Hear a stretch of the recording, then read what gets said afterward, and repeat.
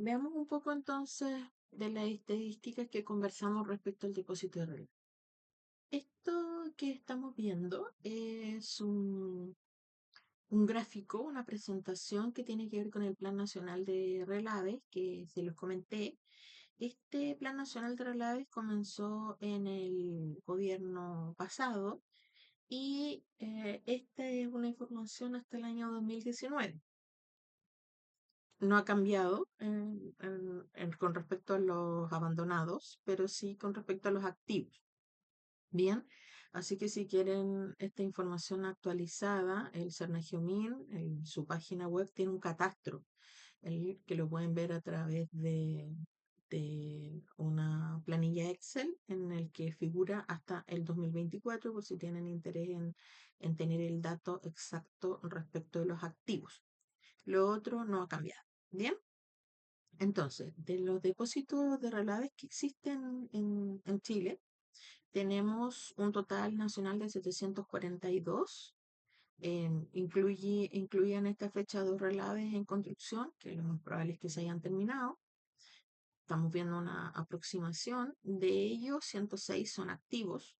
Inactivos tenemos 463, abandonados 173. Bien, y la gran mayoría se ubica en la cuarta región, como pueden ver ahí respecto a la estadística.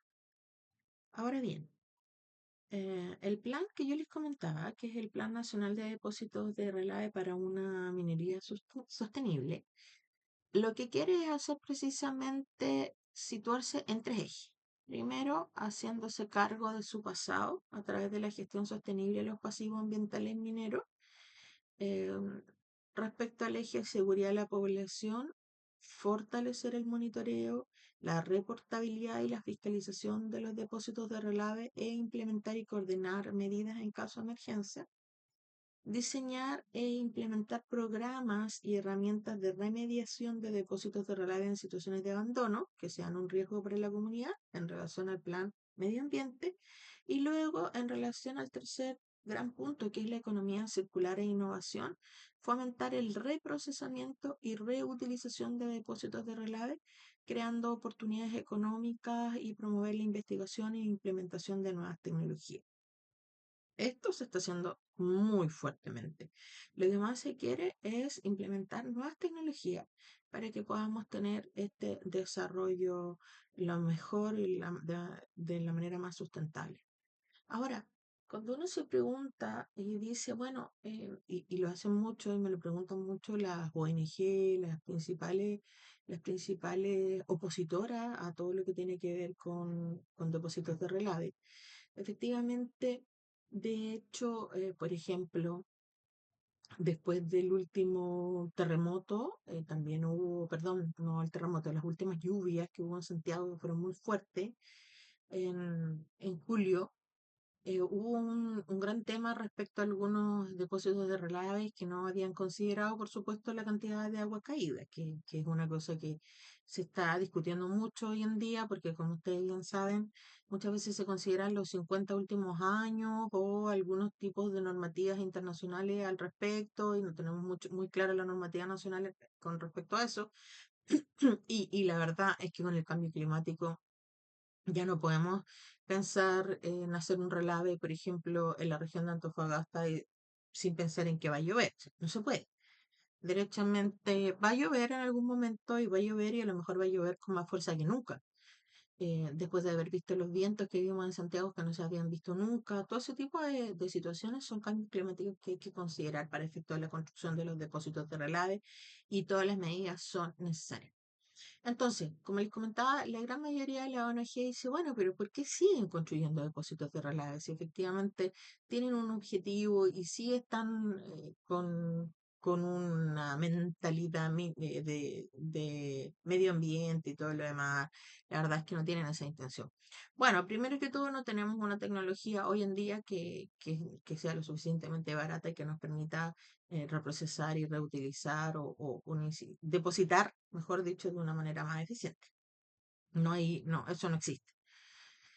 Y luego, además, lo que existe es muy caro, por lo tanto, ya no cumplimos con el objetivo. Y luego además es muy importante, que es otra de las cosas que cuesta mucho que la gente entienda, y es que en la Constitución Política de la República, que es nuestra Constitución, nuestra norma prima, nuestra Carta Fundamental, nuestra base del derecho en Chile, tenemos que es la Constitución de 1980, y que a propósito de todas las etapas de constitucionalización que ustedes han visto, seguramente la tienen mucho más presente que antes, y todas las veces que nos dicen que efectivamente hay muchas normativas que se podrían cambiar en Chile, pero que no se permiten porque la Constitución dispone otra cosa.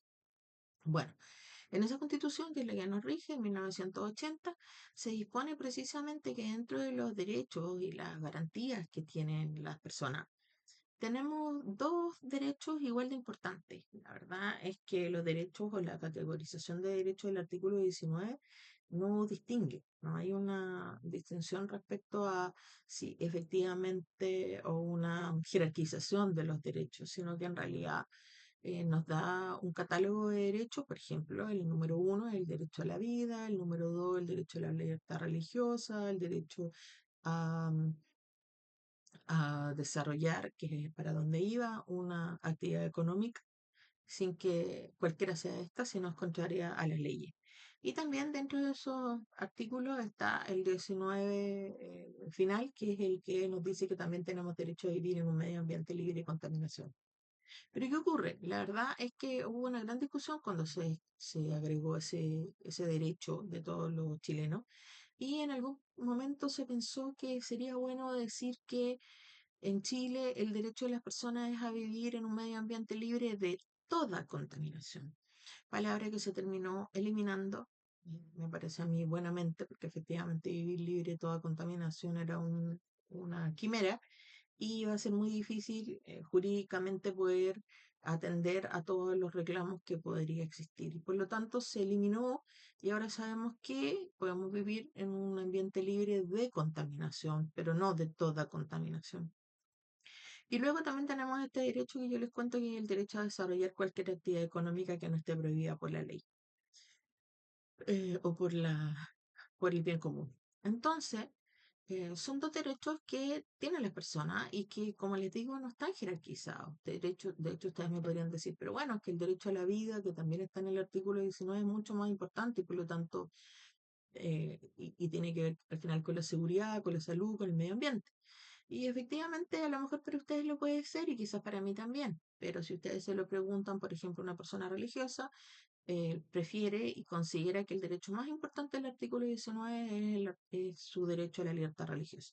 Por lo tanto, no tiene una categoría, no es que el número uno el 26 el menos importante y el uno el más importante. ¿Bien?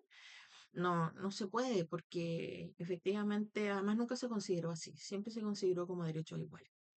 Por lo tanto, les insisto, nosotros tenemos dos derechos garantizados en la Constitución, que son un derecho a vivir en un medio ambiente libre de contaminación y el derecho a desarrollar cualquier actividad económica. No importa cómo, pero tenemos que hacer que este mundo funcione con esos dos derechos que son para todas las personas. Y la forma en que lo hacemos es evitando contaminar, y por eso también están los tribunales ambientales, que son de lo que se preocupan, también todo lo que tiene que ver con nuestra institucionalidad ambiental, en la que está el Servicio de Evaluación de Impacto Ambiental, la Superintendencia del Medio Ambiente y los tribunales ambientales. Por lo tanto, tenemos una institucionalidad, eh, el ministerio también, por supuesto, que nos permite actuar de la mejor manera, resguardando el medio ambiente, pero también tenemos el derecho a desarrollar las actividades económicas. Por lo tanto, hasta que esos dos derechos se conjuguen, vamos a necesitar tener depósitos de relave por más tiempo. Cada uno de estos tres ejes que estamos viendo cuenta con un plan de acción específico, que son las medidas que se están tomando. Las principales medidas, primero se los comenté, que es la creación del Observatorio Nacional de Depósitos de Relave. Luego también, que va a estar ubicado en el Cernagiomín. Luego también tenemos por fin la actualización del Decreto Supremo 248, que es del año 2007. Ahora, la actualización del Decreto Supremo ha pasado, pero es por un sinnúmero, de verdad, por un sinnúmero de ganas de reformar, porque se ha quedado solo en eso. Se intenta reformar en este rato, hoy, en este día, 27 de agosto, está hoy abierto la participación ciudadana para efectos de aquellas personas que quieran hacer sus comentarios a la nueva actualización del Decreto Supremo 248. Ya se abrió la participación ciudadana, que es un proceso obligatorio en el que no me voy a detener mucho tiempo porque no lo tenemos, pero que efectivamente ocurre con nuestro tipo de leyes como estas, que tienen un proceso de participación ciudadana y en el que está hoy el decreto supremo 248. Por lo tanto hoy ustedes pueden revisar el decreto 248, pero no sabemos si va a ser el definitivo. Por eso no se los voy a pasar, porque en realidad tengo que pasarle la normativa vigente, pero está en un proceso de cambio, en una actualización. Pero este trabajo del Plan Nacional de Relave es del año 2018. Por lo tanto, llevamos mucho tiempo tratando de que se actualice, por lo que, de hecho, incluso sería irresponsable si les pasara la actualización del decreto 248, que lo pueden encontrar en la página del Ministerio de Minería, y no les pasara el vigente, porque la probabilidad de que esto se caiga nuevamente es bastante alta. Pero sí ustedes tienen que saber que el Decreto Supremo 248 está hoy pasando por una modificación muy importante, que hay un Decreto Supremo que está en la página web, que lo pueden revisar, que es muy distinto al que está vigente, pero como les digo, no es primera vez que ocurre, así que la probabilidad, esperemos que salga en este gobierno y que se conjuguen los astros, va a ser bastante difícil. El decreto supremo 248 anterior, las observaciones de la ciudadanía, pasó por más de 1000 observaciones ciudadanas, después de, en este caso lo más probable es que también sean esa cantidad, quizás más, porque cada día la gente tiene mayor conocimiento de la participación ciudadana, por lo tanto todos estaban y esperando, mucha gente está esperando esta actualización, mucha gente con conocimiento y mucha gente sin tanto conocimiento. Así que lo más probable es que luego de esta apertura de observación, de participación ciudadana, donde la gente puede opinar lo que quiera respecto a la actualización del 248, haya que hacer la revisión de lo que la gente opinó y eso tarda un par de meses más y luego se vuelva a tener que colocar a disposición de las autoridades el nuevo texto. El decreto supremo y su actualización es mucho más complejo porque, como ustedes bien saben, en Chile existe una categorización de leyes, en el que en nuestra cúspide tenemos la eh, Constitución Política de la República y luego vamos bajando en categoría de ley, de ahí tenemos las leyes simples, tenemos también las leyes de quórum calificado y así sucesivamente. No me alargo porque es muy largo, pero llegamos a la base de la pirámide en la que están los reglamentos o los decretos supremos. ¿Qué son los decretos supremos? Son normativa que en realidad no la dicta el legislador, por lo tanto no pasa por la Cámara de Diputados ni de Senadores y por eso se llaman decretos. Son normas, la mayoría de ellos muy técnicas, que tienen por objetivo derechamente trabajar, tienen por objetivo más bien dar directrices técnicas respecto a un tema. Y desde mi punto de vista, el principal problema que tenemos con el Decreto Supremo 248 es que esta actualización que quieren no haya pasado por ley. O sea, que sigamos hablando de un Decreto Supremo. Lo primero que deberíamos haber hecho es haber dicho hay que eliminar el Decreto Supremo 248 y tenemos que convertirlo en ley.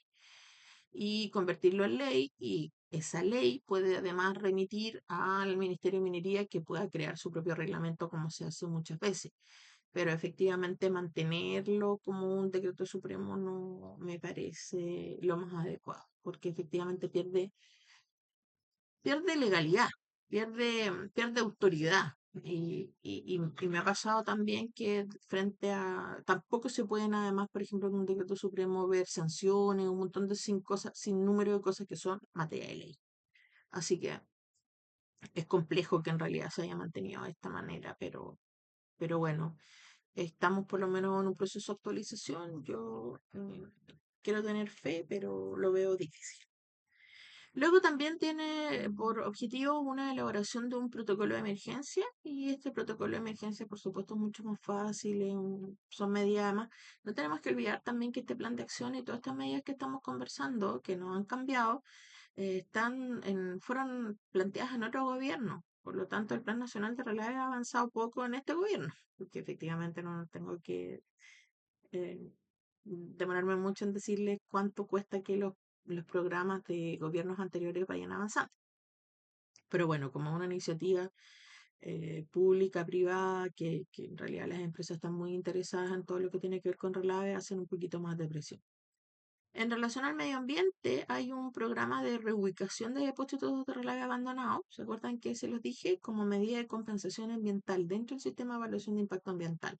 Esto es súper interesante porque en realidad lo que se quiere hacer es como que las empresas mineras se hagan cargo de reubicar el depósito de relave abandonado. Las empresas mineras que hoy están vigentes, que al final tienen un interés por resolver este tema y lo van a hacer con dineros propios, por supuesto. Hay una elaboración también de un programa que incentive la recepción de depósitos de relave abandonados, ya sea a través de disminución de impuestos, nuevos beneficios, tecnología, se va a ver más adelante.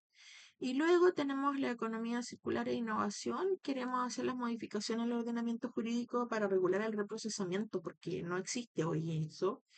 Se habla de reprocesamiento, pero la verdad es que es bastante complejo porque los depósitos de relave abandonado, ¿de quién son? Las cosas no son de nadie. Ya no, uno no puede decir, no, es que eso no es de nadie, está ahí votado. No, las cosas no son así en Chile. Nuestro ordenamiento jurídico no permite eso. Las cosas que no son, ustedes dicen, no, ve que mira, esa casa está abandonada hace un montón de tiempo, no es de nadie. La verdad es que sí es de alguien. Todo lo que está abandonado en nuestro país es del Estado. Todo. Hay un orden de prelación en nuestro derecho que dice, bueno, si efectivamente no hay heredero, no hay sobrino, no hay primo, no hay ascendiente, descendiente, lo que sea, el último orden de prelación de Chile es el Estado. Por lo tanto, las cosas no son de nadie. Efectivamente es así. Y en materia de relave es más complejo porque el Código de Minería, que es el que los regula, dice que los relaves son accesorias a la planta que los originó, son accesorios, así lo dice la normativa.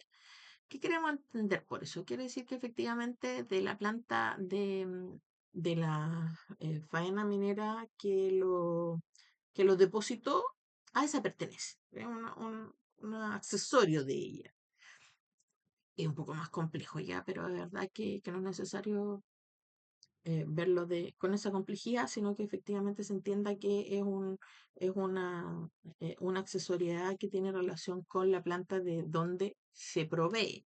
También incluso con las plantas de beneficio. Ya, o sea, las plantas de beneficio también tienen es un accesorio. Por lo tanto, hay que determinar en realidad qué ocurre con eso y por eso, como como los desmontes, los relaves, las escorias, al final eh, son residuos, ¿cierto? De los procesos pirometalúrgicos e hidrometalúrgicos. Entonces, ¿qué hacemos con esos residuos? ¿Se pueden reprocesar? Si hay uno ahí abandonado, alguien se puede hacer cargo. Eso hay que modificarlo, el ordenamiento jurídico, para que efectivamente se establezca claramente cómo se va a poder regular el reprocesamiento y además, como les digo, desde el punto de vista de la necesaria consideraciones químicas y de estabilidad química y física que se requieren para efectos de reprocesarlo. También hay que establecer una metodología para la estimación del valor económico de los depósitos artificiales mineros y la creación de una plataforma de innovación abierta para empresas de tecnología y propuestas de solución a problemas de la industria. Necesitamos que hay mucha gente que en realidad tiene ideas muy interesantes, muy brillantes y que las desperdiciamos precisamente porque no estamos al pendiente de lo que se está innovando. La creación, respecto al tema de la seguridad de la población, esta creación del Observatorio Nacional del Depósito de Relave, que sería, como les digo, en el Cernagiomín. Aquí es un programa público-privado, aquí están nombrados quienes están interesados. Y la idea es un sistema estandarizado de monitoreo en línea y centralizado para fortalecer la gestión preventiva. Entonces quieren eso. Eso sí que es como una cosa que con quien uno conversa quiere esto, quiere que haya un monitoreo en línea y que sea además estandarizado, porque efectivamente las formas de monitoreo muchas veces son distintas. Cada uno, como no hay tanta regulación hoy en día, cada uno ocupa los piezómetros, pone 3, pone 4, pone 5, pone 10, pone 8, los pone arriba, pone abajo, de la manera en que consideran sus técnicos y sus especialistas que es la mejor manera. Pero hay que hacer un sistema estandarizado, necesario, y que tiene que estar en línea para efectos de la gestión preventiva y determinar antes de que ocurra una catástrofe cuáles están con problemas. Eso también va de la mano de un sistema de alerta temprana, un acceso en tiempo real a comunidades del estado del depósito de relaves también, porque hoy en día con el tema de la participación ciudadana y con el acceso a la información que las comunidades y las personas merecemos y están obligadas las empresas a entregar por ley, eh, tiene que ver con este tema de acceso en tiempo real del estado de los depósitos de relave, una preocupación constante de la población. Y las plataformas interoperables. Este programa inició en el Tranque El Mauro, Antofagasta Mineral, y se dio inicio a la mesa de trabajo para la modificación del decreto supremo, como les digo, también, pero efectivamente eso se detuvo, volvió hoy, hace muy poquito, con la ministra de Minería, Aurora Williams, pero antes estaba completamente detenido, todo lo que tuviera que ver con eso. Así que bueno, también estamos esperando, yo estuve revisándolo, por supuesto, y efectivamente muchas de las cosas que estamos conversando están ya agregadas a ese nuevo decreto supremo. La mesa de trabajo que se creó, insisto, perdón que insista con esto, pero no se olviden que esto fue en el gobierno anterior. Hoy, de nuevo, se trabajó en base a este documento, pero también con el otro documento que crean. Que se juntó, se hizo como ahí una mixtura y se creó esta mesa de trabajo con más de 30 profesionales expertos en materia de estabilidad física, química e hídrica durante un año de trabajo y en este momento se encontraba en etapa de revisión del borrador final, lo que no ocurrió. Bien, estuvo el borrador final, luego se creó la participación ciudadana, si ustedes se meten al decreto supremo se los voy a mostrar. Y cuando, en su momento, cuando empecemos a estudiarlo, y ahí se van a dar cuenta que ya hubo un proceso de participación ciudadana y que no funcionó. Por lo tanto, esperemos que los principales cambios se produzcan ahora y que sí se dé. Yo le tengo mucha fe a la ministra que está actualmente y estoy segura que se va a poder avanzar en estas materias, pero no sé para cuándo. Los principales cambios recaen primero en clasificación de los depósitos por consecuencia y no por tamaño, que es lo que tenemos hoy. También un aumento en el estándar de información solicitada para la aprobación de los proyectos. Incorporación de reprocesamiento y traslado de relaves. La creación de guías por parte del CERNAGEOMIN para permitir mayor flexibilidad en modificaciones y actualizaciones. ¿Por qué? Porque pasa mucho esto también, que en realidad al final la gente tiene que actualizar, tiene que ir actualizando, por ejemplo, la instalación relaves para efectos del cierre, que también lo controla Sergio Mini, si va, no sé, en algún momento toma la decisión de apurar la depositación, aumentar el ritmo, porque se aumentó el ritmo de producción, lo que sea, de inmediato tiene que pedirle todos los permisos a Sergio Min, por eso dice mayor flexibilidad, porque al final aquí todo lo que tiene que ver con permisología es mucho tiempo. Imagínense ustedes que en Cernagiomín hay un solo departamento de relaves y trabajarán, miren, les miento porque yo hace 3 años que estoy afuera, pero yo por lo menos cuando me fui, yo creo que habían 4 personas con suerte. La pongámosle 5, que son los especialistas en relaves, que son los que vienen a fiscalizar los relaves, y que en realidad se han hecho especialistas muchos de ellos en la práctica. Si al final Sonagiomín tampoco paga los brillantes sueldos como para decir que los profesionales son expertos en todo, si el que va a fiscalizar la instalación relave hoy en día, que lo puede manejar muy bien, pero va después a fiscalizar la instalación piscina y después va a la instalación concentradora y después va a la instalación química, de la planta química y después va la instalación, qué sé yo, la que se les puede ocurrir. Es eh, el mismo funcionario que fiscaliza eso y lo demás. Luego, incorporación de materias aprobadas por la Dirección General de Agua en su PAS 155, el PAS ambiental sectorial, que es el permiso de construcción de cierta obra hidráulica. La verdad es que en este caso el PAS 155 sigue bajo la competencia de la Dirección General de Agua, no la competencia Cernagiamin, y ha avanzado bastante la Dirección General de Agua en materias hídricas, así que yo creo que va a ser difícil que la competencia, que pierda su competencia la Dirección General de Agua. Es una cosa, porque ellos han trabajado fuertemente en estas materias, tienen hace muy poco una resolución en relación al PA 155 y ellos tienen una gran fiscalización en todo lo que tiene que ver con las aguas del minero, son bien competentes, así que veamos qué va a pasar con eso.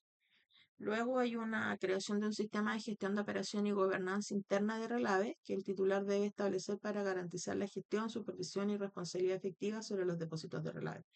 Le insisto, estos son ideas.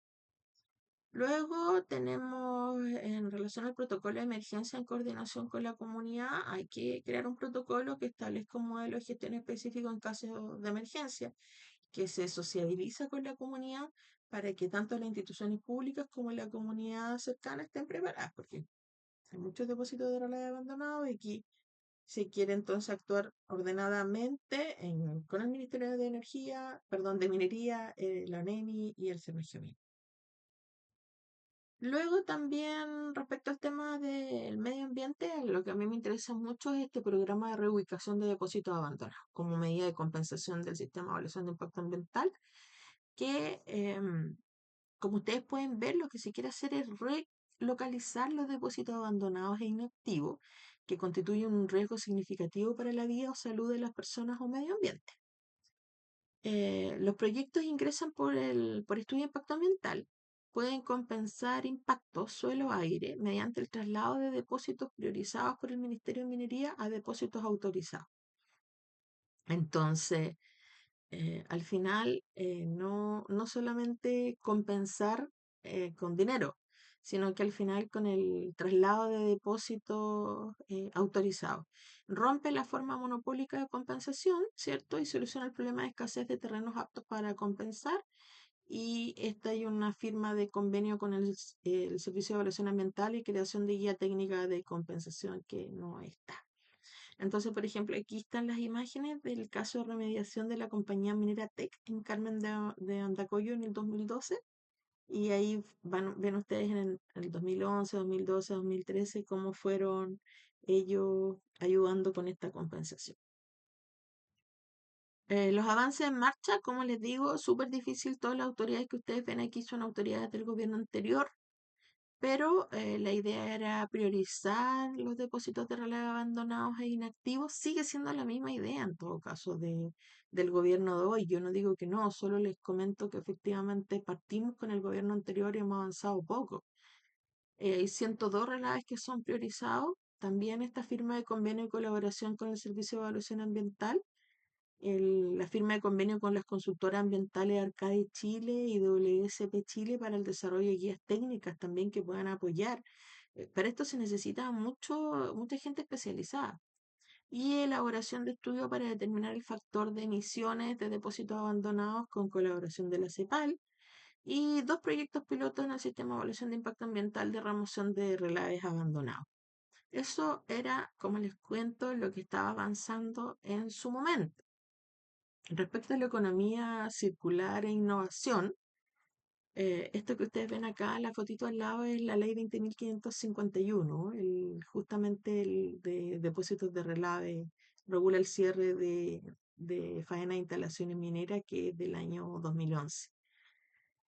Entonces, la idea al final, las modificaciones al ordenamiento jurídico, que les insisto, revisión del Decreto Supremo 248 y del Decreto Supremo 132. ¿Por qué? Ya vimos lo del Decreto Supremo 248 y yo les voy a mostrar en qué estado está, ¿cierto? Porque tenemos que ver el estado. Pero, ¿por qué el Decreto Supremo 132? Bueno, el Decreto Supremo 132 es el decreto que establece el Reglamento de Seguridad Minera en Chile. También Es un decreto supremo muy antiguo que se ha intentado modificar la misma cantidad de veces que el decreto supremo 248, que establece sanciones muy bajas para las empresas mineras, que sigue contenido en un decreto supremo y en una ley, y podríamos seguir hablando un montón de rato respecto al decreto supremo 132, pues yo soy especialista en seguridad minera.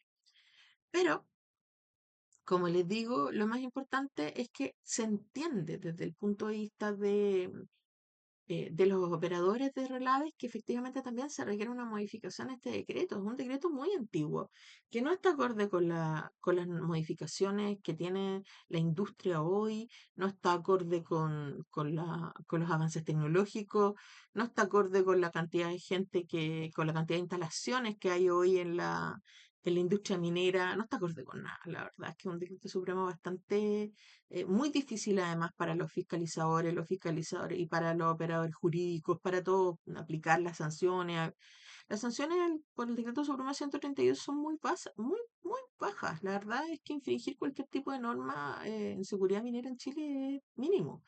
Lo que a mí no es que yo quiera que sea más alta, la verdad es que a mí no me parece eso porque la industria minera se autorregula bastante bien, más que todo por el cumplimiento de las normativas internacionales que vamos a ver más adelante, más que porque se autorregule porque quiere. Pero tenemos igual un compromiso súper fuerte de las empresas mineras en materia de seguridad. Todos quieren llegar a la fatalidad cero, con lo que en realidad, si fuera por ellos, por cumplir el decreto supremo 132, las empresas mineras no tendrían cero seguridad, cero. Estarían con el decreto supremo cumpliendo lo mínimo. Y eso en Chile no ocurre. Así que la verdad es que yo claramente deseo con todo mi corazón que el decreto supremo 132 se actualice y se actualice en todo lo necesario y por supuesto en todo lo que tiene relación con relaves. Por eso lo dice ahí, porque como el reglamento de seguridad minera y es de manera general, se necesita también hacer eso. Y luego también en un proyecto de ley que regule el reprocesamiento, como les dije, ya sea la ley 20.551 como parte del cierre de las instalaciones, o bien también como una ley derechamente que regule el reprocesamiento. El proyecto avanza en marcha, este proyecto de ley que no ha avanzado, que incorpora el reprocesamiento y determinación de la vida útil de depósitos artificiales. Y luego en relación a la economía circular e innovación, podemos hablar de que hay un establecimiento de una metodología para la estimación del valor económico de los depósitos artificiales mineros, uniformar la práctica actual de la industria minera con respecto a estándares y normas que se aplican para la determinación de resultados de exploración, recursos minerales y reservas minerales de los depósitos artificiales mineros, la regulación de nuevos usos, permitir uso de relaves, botaderos, escoriales, ripio de lixiviación, pila de descarte, entre otros, como materia prima en la producción de material de construcción, cemento, ladrillo, asfalto. Para eso tenemos que avanzar mucho en cuanto cómo hacemos para que efectivamente esta sustancia que no es tóxica, de acuerdo a- antes de ser depositada y que sí se vuelve tóxica al contacto, ¿cómo podemos hacer para que efectivamente eso se elimine? Y para eso necesitamos trabajar en nuevas tecnologías también. ¿Qué permite este plan? El objetivo del Plan Nacional de Relave es dar mayor seguridad a las comunidades sobre el estado de los depósitos de relave, implementar soluciones concretas a los depósitos de relave abandonados, crear este marco jurídico adecuado en el que se está trabajando hoy en día para fomentar el reprocesamiento y nuevos usos, fomentar la investigación, el desarrollo e innovación de nuevas tecnologías para efectos de reprocesamiento, para efectos de poder avanzar en desarrollo y crear una industria que esté mucho, bueno, efectivamente nosotros no tenemos tampoco tanto donde mirar. Y donde miramos, nosotros estamos al mismo nivel, así que tampoco es que nos podamos copiar, entre comillas, algunas ideas de otros de los grandes e importantes industrias mineras que hay en el mundo, porque la verdad es que la mayoría de ellos, incluso algunas, están a un nivel mucho menor que el de nosotros. Crear una nueva industria a partir de residuos de la minería, que para mí es una cuestión vital. Crear instancias de colaboración público y privada que es muy importante también, pero tenemos este problema que siempre ocurre en Chile, que el tema de que efectivamente si Cernagiomín, que es el órgano fiscalizador, o el Ministerio de Minería, que es el órgano fiscalizador del cual depende, el órgano del cual depende nuestro organismo fiscalizador, que es el Cernagiomín, tiene contactos con eh, con, con el fiscalizado. Al final, ¿cómo hacemos para que esto no se convierta en un problema? La verdad es que a mí ese tema a esta altura me parece, la verdad es que mucho. O sea, yo creo que ninguno de los fiscalizadores va a tener, porque, qué sé yo, hay una colaboración con Minera Escondida, que fiscalizar menos, fiscalizar de otra manera. La verdad es que ese tipo de discusiones a mí me parecen completamente innecesarias. Hay que crear colaboraciones público-privadas porque el que realmente tiene el dinero en este rato es la empresa privada, y la colaboración pública hay que avanzar hacia ella. Y por eso también se necesita recuperar la confianza y la legitimidad por parte de la comunidad, que ve que hay una cantidad de depósitos de relieve abandonados, que ve que la minería tiene pasivos ambientales, y que ve que efectivamente no siempre se devuelve el terreno en las mismas condiciones en que se encontró. Por lo tanto, la gente empieza a dudar de que efectivamente esto sea... em, y por eso también hay tanta oposición a los nuevos proyectos mineros. O sea, y ustedes ven Maricunga y así un sinnúmero de otros proyectos, que Proyecto Dominga, en el que hay la oposición de la comunidad es muy importante, porque efectivamente no importa cuánto la empresa asegure que va a tomar todas las medidas de resguardo para que no haya problemas con contaminación, la gente ya no cree. Y dar sustento a una minería verde, que también es muy importante.